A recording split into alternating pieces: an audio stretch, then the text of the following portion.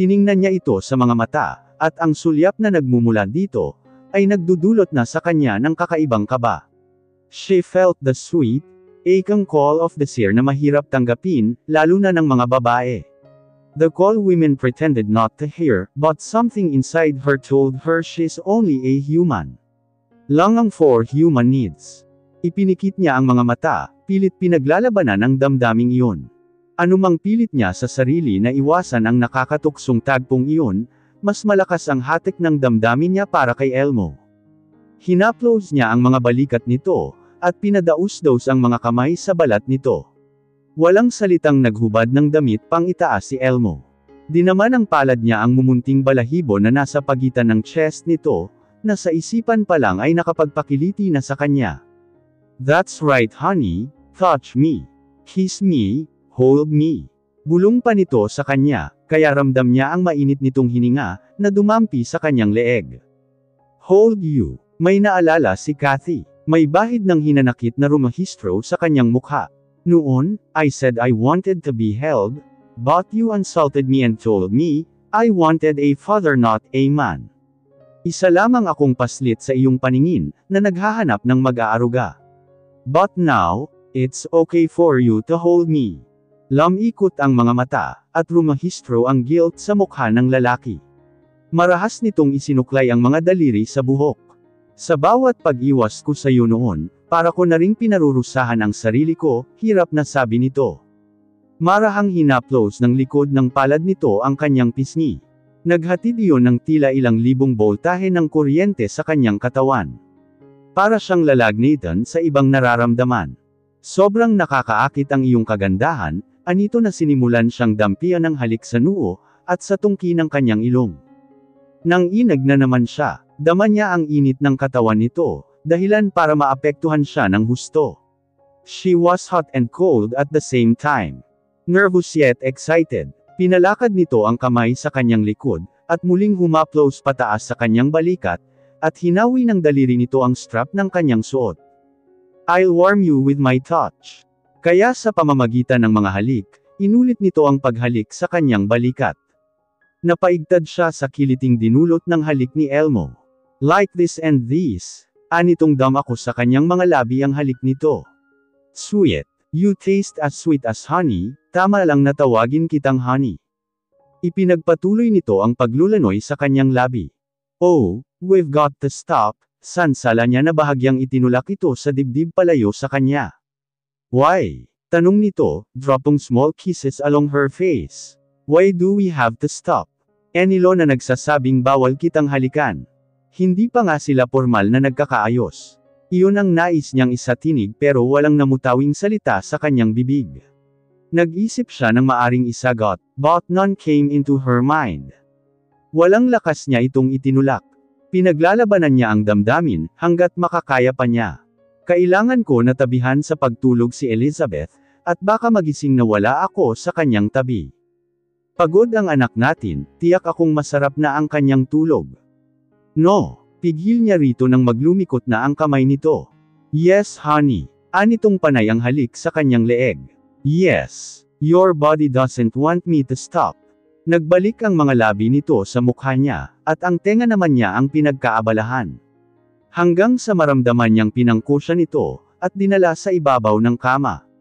Hindi na ito lumayo sa kanya. Dumausdes ang mga labing iyon sa kanyang leeg, pababa sa kanyang dibdib, na natatabangan pa rin ng telang sati na pantulog. Ang mga kamay nito ay dumako sa mga butones ng kanyang pantulog. Slowly, one by one, at ang isang huling butones na natitira ay binuksan nito sa pamamagitan ng ngipin. Tumambad sa mga mata nito ang kanyang balat, at nangangalit ang tuktok nito. Nakaramdam siya ng pagkaginaw. Naasiwa rin siya dahil bukas ang ilaw, kaya malaya nitong napagmamasdan ang kanyang katawan. Perfect. Anitong pinagsawa ang mga mata sa kanyang katawan. Lights on, lights off. Nagawa pa talaga siya nitong tanungin. Light off, sagot niya. Bumaba ito ng kama, at mabilis na ini-off ang ilaw. Iniwan itong nakaon ang maliit na lampshade. Muli itong sumampas sa kama. Elmo tangi lang niyang nasabi. Oh honey, you're making me crazy. Abala na ito sa paghalik sa kanya, samantalang ang kaliwang kamay nito, ay malayang naglalaro. Napa-arko ang kanyang katawan sa ginagawa nito. Niyakap niya ang ulo nito at doon kumukuha ng lakas. Nakapagdulot pa ng mas malalim na sensasyon ang mga kamay nitong abala pa rin sa kanya. Hindi na niya malaman kung saan hahawak. Para na siyang kakapusan ng hininga, nang magawa pa nitong kagat-kagatin ang balat niya. Elmo, hirap niyang sabi. Hindi niya malaman kung ano ang sasabihin. May gusto siyang hindi niya maipaliwanag kung ano. Not yet honey, anito saka muling pinagsawa ang bibig sa kanyang labi. Saglit itong lumayo sa kanya, at parang gusto niyang kabijin ito, pabalikin sa ginagawa kanina. I'll get better honey. How? Inosente niyang tanong. Kahit na nga may nangyari na sa kanila noon ng isang beses, pakiramdam niya ay baguhan pa rin siya sa ganoong bagay. Her lips parted with excitement, when he continued to caress her. Dama ko ang kamay nito sa kanyang puson. Pinaglaro nito ang isang daliri sa kanyang pusod. Muling bumaba ang mapagpalang mga kamay na iyon. Pinaikot nito ang hinlalaking daliri sa garter ng kanyang suot na short. Inilayo siya nito saka nag-aapoy ang mga mata na pinagmasdan ang pagitan ng kanyang mga hita na natatabungan pa rin ng manipis na lace ng kanyang suot, nirolyo iyon pababa. Napabiling-biling ang kanyang ulo sa unan. May impit na boses na kumawala sa kanyang bibig. Ibig niyang tumutol nang ito'y tumigil. Naghubad ito ng suot na boxer shorts, kasabay ng panloob na tumatabing sa manoy nito. I love you, maso yung bulong nito sa kanya. Nadama niya ang katawan nito ng yamakap sa kanya. Ipinagpatuloy nito ang ginagawa. One thing is clear now, maligaya siyang muling nilambing ng lalaking minamahal niya noon at magpahanggang ngayon. Ang nangyaring iyon ay hindi niya makakalimutan. Sadyang tinandaan niya para sa pagkakataong ito. I love you, bulong na sabi nito, pero naaga na ang diwa ni Kathy ng antok. He stayed close to her, hanggang sa ito naman ang makatulog. Madaling araw na nang maalimpungatan si Kathy. Nakapulupot pa rin ang mga braso ni Elmo sa kanyang katawan. Maingat na inalis niya ang mga braso nito. Napabulong ito. Nagsumiksik ito sa tabi niya. Pinakatitigan niya ang mukha nito. Napangiti siya. Kahit sa pagtulog ay gwapo pa rin ito. Masuyo niyang hinaplos ang pisngi nito at hinalikan ito sa noo. Maingat na bumangon siya at bumaba sa kama. Isa-isa niyang dinampot ang mga nahubad niyang kasuotan. Maingat na lumabas si Kathy sa kwartong iyon, at lumipat sa kwarto nilang mag-ina. Himbing pa rin sa pagtulog si Elizabeth. Mabilis siyang nagbihis at tumabi ng higa sa anak. Tinanghali si Kathy ng gising. Napabalikwat siya nang malamang wala na sa kanyang tabi si Elizabeth. Mabilis na hinagilap ng mga paa niya ang tsinelas. Naghilamos at nagsepilyo muna siya, bago lumabas ng kwarto. Elmo, tawag niya. Gising na si Mommy. Narinig niyang sigaw ni Elizabeth. Nakita niya ang mag-ama na abala sa paghahanda ng pagkain sa mesa. Hi, nakangiting bati sa kanya ni Elmo. Hindi niya alam kung nanunudyo ba ang ngiting iyon. Alam kong napagod ka kagabi, kaya ako na ang nagluto ng ating pagkain. Namula siya. Alam niya kung ano ang tinutukoy nito. Pinandilatan niya ito ng mga mata, at inginuso ang anak na abala sa pagpapaypay sa inihaw na isdang bangus. Anak, si Mommy na ang gagawa niyan, sabi niya rito. Kinuha niya sa kamay nito ang pamaypay. Mommy, bukas na tayo umuwi, pakiusap ni Elizabeth sa ina. Hindi maaari anak, may pasok na ako sa trabaho bukas. Sagot niya. Luto na ang inihaw na isdang bangus, kaya inilipat na niya ito sa isang malinis na paper plate. Gusto ko pa makasama si Daddy, tila maktol ni Elizabeth. Anak, may ibang araw pa naman. Makakasama mo ulit ang daddy mo. Talaga, Mommy? Oo naman, ginulo niya ang buhok nito. Yes. Nagtatalon sa tuwa si Elizabeth. Maganang kumain sila ng tanghalian. Hindi niya matanggihan si Elmo, kapag sinusubuan siya nito ng pagkain. Tuwang-tuwa naman ang anak nilang si Elizabeth. Nakatanaw si Kathy sa labas, mula sa windshield ng kotse ni Elmo. Pagkatapos nilang mananghalian, ay nagbiyahe na sila pabalik sa Maynila. Nagpaalam sa kanya si Elmo, kung maari nitong hiramin si Elizabeth. Pumayag naman siya. Maraming taon din na ipinag-Kate niya sa anak na hindi nito nakasama ang ama, at maging ang lola at tito nito. 2 oras din silang nagbiyahe, bago makarating sa Santa Ana. Ate, sabi ni Mimay nang mapagbuksan sila nito ng pinto. Nginitian ni Kathy ang dalaga. At inutusan na dalhin muna si Elizabeth sa bahay ni Aling Lara. Isang linggong mamamalagi si Elizabeth sa bahay ng ama nito, at natitiyak niyang hahanapin ito ni Aling Lara. Maupo ka muna, paanyaya niya kay Elmo. Alam niyang napagod ito sa pagmamaneho ng sasakyan. Sandali lang at ikukuha kita ng maiinom. Salamat, sabi naman ni Elmo. Naupo ito sa sofa. Iginala ang paningin sa paligid. Okay lang ba kung kape ang hilingin ko? Sige, sagot naman niya. Nagmamadaling tinungo niya ang kusina, at nagtimpla ng kape. Pagbalik niya sa sala, ay nakita niya si Elmo na nakatayo, at pinagmamasdan ang kanyang picture na nakasabit sa wall. Kuha ang larawang iyon noong nagtapos siya sa kolehiyo. Tumikim si Kathy para kunin ang pansin ni Elmo, na bahagya namang nagulat. Ibinigay niya rito ang tinimpla niyang kape. Nakakabilib ang isang tulad mo. Sabi ni Elmo nang magsimula itong humigop ng kape. Nangako ako sa lola mo na hindi kita pababayaan. Natutulungan kitang maabot ang mga pangarap mo. Ngunit kabiguan ang ibinigay ko sayo. Nagawa mong tuparin ang pangarap mo, na wala man lang akong naitulong. Mag-isa na lang ako sa buhay, kaya pinilit kong magsumikap. Kahit na may mga pagkakataong gusto kong sumuko. Ngunit nang malaman kong pinagbubuntis ko na si Elizabeth, lalong sumidhi ang pagnanais kong makapagtapos ng pag-aaral, para makapaghanap ng magandang trabaho. Si Elizabeth ang naging inspirasyon ko, para matupad ang mga pangarap ko. Kay Elizabeth ako humuhugot ng lakas at tapang. At sa tulong na rin ng aking kasera na si Aling Lara, siya ang nag-aalaga kay Elizabeth noong panahong nag-aaral pa ako at hanggang ngayon. Pamilya ang turing niya saming mag-ina. Mahaba niyang sabi. Napansin niya ang lungkot na gumuhit sa mukha ni Elmo. Kahit hindi niya ito tanungin, alam niyang nakaramdam ito ng guilty. May na muna kita rito sa sala, aniya. Ihahanda ko lang ang mga gamit ni Elizabeth. Tumango naman ito. Nagmamadaling tinungo niya ang hagdan, at umakyat sa ikalawang palapag, kung saan naroon ang silid nilang mag-ina. Samantalang sa bahay ng pamilya Abale. Tuwang-tuwa si Pamela, nang malaman mula kay Elmo na kasama nitong uuwi sa bahay nila si Elizabeth. Si Elizabeth ang unang apo nito, kaya naman hindi ito magkamayaw sa pagmamando sa mga katulong na pagandahin ang magiging kwarto ng apo, na dating kwarto ni Kathy. Anong meron? Tanong ni Urson at humulik sa pisngi ng ina. Kauuwi lang nito galing trabaho. Kasama ng kuya mo mamaya si Elizabeth, sagot ni Pamela sa anak. Ipinahahanda ko lang ang kanyang magiging silid. Talaga ma, halatang natuwa rin sa narinig si Urson. Kasama rin ba ni kuya si Kathy? Hindi anak, malungkot na sabi ni Pamela.